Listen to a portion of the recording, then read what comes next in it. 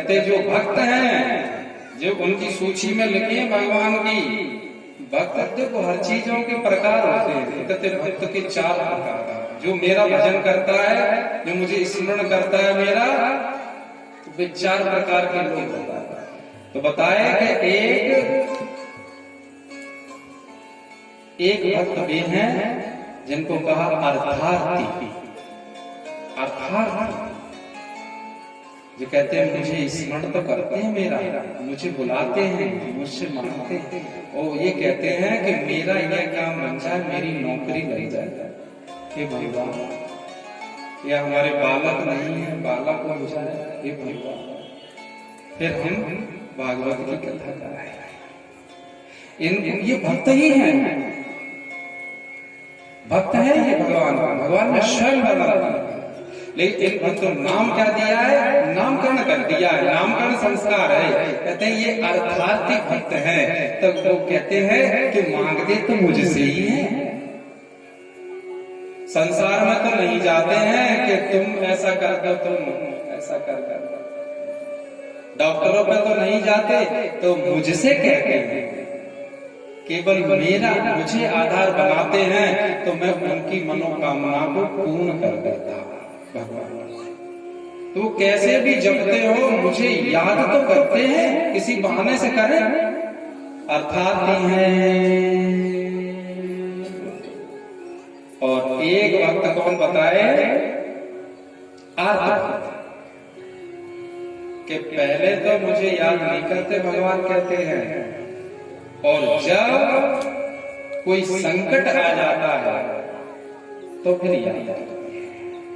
तो कहते चलो संकट आने पर याद तो मुझे ही करते हैं, तो मेरे भक्त ऐसा तो नहीं कि पहुंच जाए संसार में, चलो तुम हमारी मदद करो, तो संसार के लोग तो मदद नहीं करेंगे, तुम्हारा दुख को बढ़ाए, तो मदद करता है। तो वो जो केवल मेरा आश्रय लेता है कि अब संकट आ गया और सब छोड़ करके एक मेरा नाम लेता है, मैं तुरंत ही जाकर के उसका उद्धार कर देता हूँ, इनको आर्त करता है। ये भी भागवत जी में कथा है, आपने सबने सुनी है, गजेंद्र और ग्रह की कथा। जब गजेंद्र और ग्रह मगर और गजेंद्र हाथी, दोनों जब गजेंद्र अपने परिवार को लेकर के, ये हम जान करके भूमिका बना रहे हैं, उद्धव गोपी प्रसंग में ये जान करके भूमिका बढ़ रहे हैं आईने में, इसलिए कि वह स्पष्ट हो जाए।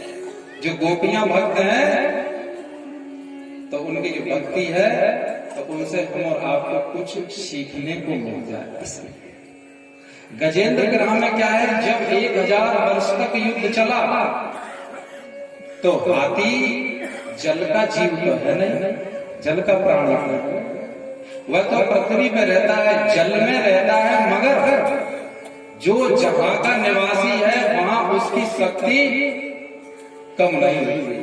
यदि वो दूसरे देश में जाता है तो उसकी शक्ति क्षीण होगी।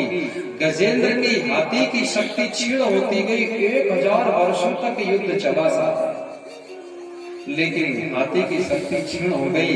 अब वो खींचने लगा, पैर पकड़े था मगर की ताकत बढ़ रही थी, वो पानी में, और इनकी ताकत घट रही थी। तो जब खींचने लगे उनको समझ आ गया कि अब तो मेरी मृत्यु निश्चित है, तो उसी समय उन्हें पूर्व की स्मृति आ गई। पूर्व में वे मलध्वज नाम के राजा हुआ करते थे गजेंद्र, एक समय तपस्या कर रहे थे, तपस्या करते में अगस्त ऋषि का आना हुआ, और उनको देख करके वे, उनको अपनी तपस्या का इतना घमंड था कि अगस्त जी को देख कर वे खड़े नहीं हुए, प्रणाम नहीं किया। तो अगस्त जी ने कहा, तुम भक्ति विहीन तप करते हो, तुम तामसी तप करने वाले हो, इसलिए अब तुम्हें अगले जन्म में हाथी बनना पड़ेगा। तुम हाथी की नहीं बैठे हो, हिलडुल भी नहीं रहे हो। अगस्त ऋषि के श्राप से वे आकर के यहाँ गजेंद्र बैठे। अब उनको पूर्व की स्मृति आ गई, संत की स्मृति आई, भगवान का स्मरण करने लगे। कमल का फूल सूंड में लेकर के केवल, और उन्होंने एक नाम, मुझे दीन बंधु भगवान गरुड़ पे चढ़े, इतना तो कह भी नहीं पाए, बस उनके अंतःकरण में यह स्फुरना हुई कि हे भगवान, इतने में तुम्हें गरुड़ पे बैठ के वहां आ गए और आकर के गजेंद्र का उद्धार कर दिया। गजेंद्र को बचा करके उद्धार कर दिया हाथी को, और मगर को मार करके उद्धार कर दिया। भगवान के हाथों से चाहे मर जाए कोई या स्पर्श हो जाए, उसको तो उद्धार, क्योंकि वह भी कोई मगर, वह भी हुहू नाम का गंधर्व था पूर्व का। तो दोनों लोगों का भगवान के स्पर्श से उद्धार हो। यहाँ कहते हैं भगवान कि वो मेरा आर्त भक्त है, कैसे संकट में तो यही हमारा आपका होना चाहिए। चलो पहले नहीं लेते नाम, कोई बात नहीं, यदि कोई संकट आ जाए और जिस समय सब सो रहे हो, आप रात्रि काल में अकेले में बैठ करके यदि आप रो दिए, आपके आंख में से कई आंसू ढड़क गए कि हे भगवान, अब तो मेरा कोई नहीं है, तत्क्षण उसी क्षण आज भी भगवान यहाँ प्रकट हो जाएंगे, आपकी सहायता करेंगे। लेकिन आपके तो अश्रु तो गिरे। एकांत में भगवान के लिए रो लेना चाहिए। वास्तव में जो दुखी व्यक्ति भगवान को स्मरण करता है, सुखी व्यक्ति नहीं करता, सुखी व्यक्ति भगवान का स्मरण नहीं करता, लेकिन दुखी व्यक्ति भगवान का स्मरण करता है। इसलिए दुख बलिहारी बात दुख की जो गोविंद दिए मिला है। बलिहारी दुख की क्या, हमारे महाराज जी तो ऐसा कहते हैं कि बलिहारी यदि कोई पाप भी धोखे में कोई हो जाता है और वो पाप से व्यक्ति पश्चाताप करके और सबसे वैराग्य होकर के उसको भगवान की शरण में पहुंच जाए, तो महाराज जी कहते हैं पर बलिहारी उस पाप की भी जिसने गोविंद दिए। ऐसी कोई घटना, ऐसी कोई बात जो इस जगत से अपना पिंड छुड़ा दे, वह अच्छी ही है। जो भगवान में जाके जोड़ दे, वो चाहे जैसी घटना हो, वह घटना बंदनीय है।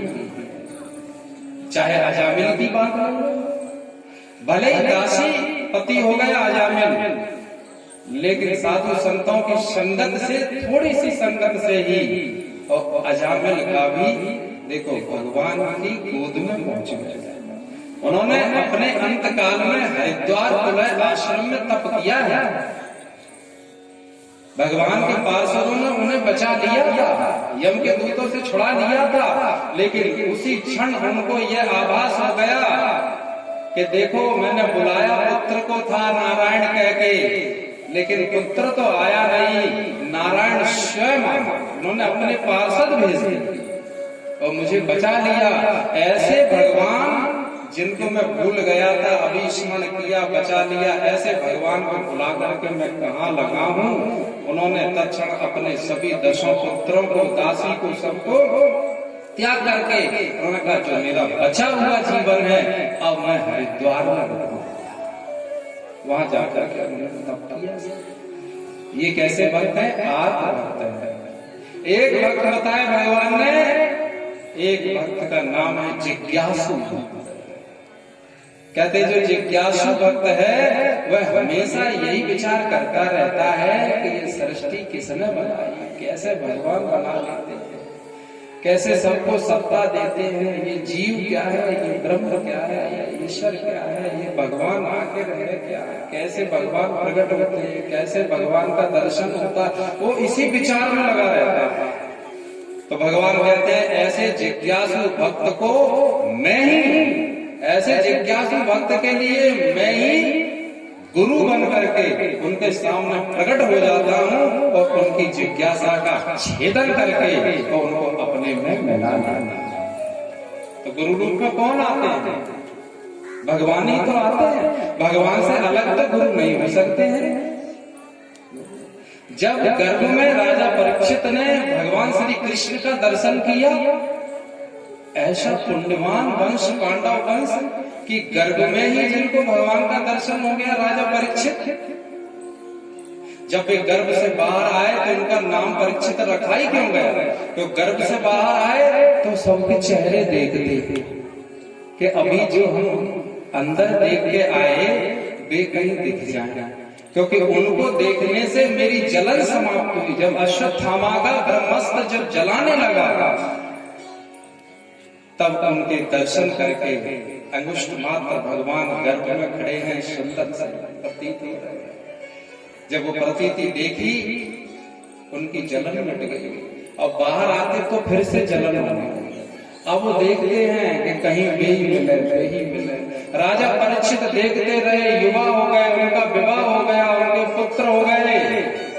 और जब उनको श्राप लग गया, गंगा के किनारे आकर के बैठ गए। जब सुखदेव मुनि का प्रागट्य हुआ तो वो प्रसन्न हो गए, कहने लगे ये ही थे गर्भ के अंदर, अब आज मिल गए, अब आ गए। तो वहां शब्दों से उनको श्राप लगा। राजा परीक्षित को यहाँ शब्द से श्राप दिया गया है, जाओ 7वें दिन तुम्हें नाग डस रहेगा। अच्छा, तो यहाँ भगवान गुरु बन करके आए और शब्दों के द्वारा ही उनको निर्भय कर दिया, ब्रह्म करके। तो शब्दों से श्राप लगा। और गर्भ में अश्वत्थामा ने ब्रह्मास्त्र छोड़ा था। तो गर्भ में जाकर जब ब्रह्मास्त्र जलाने लगा तो गर्भ में जाकर के भगवान ने सुदर्शन चक्र से ब्रह्मास्त्र छोड़ा। भगवान तो जैसे तब थे तैसे आज भी हैं।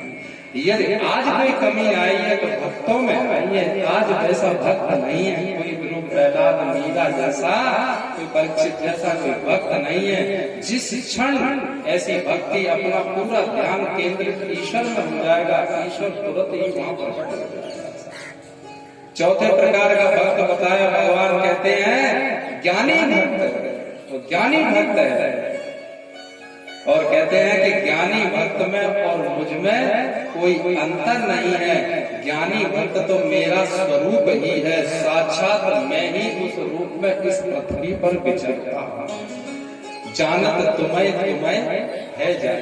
ज्ञानी में और मुझ में कोई अंतर नहीं है। ऐसे यही भक्ति, ये सब चीजें कहाँ मिलती हैं? ये गोपियों में देखने को मिलता है।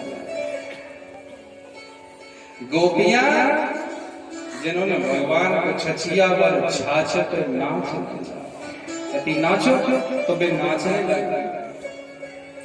अरे जगत के लोगों को तो चाहे कोई नचाता, कोई भी नचाता, कैसे भी नच जाएगा, लेकिन भगवान को कोई नचा दे तो कौन भगवान का भक्त ही नचा सकता है? ऐसी गोपियां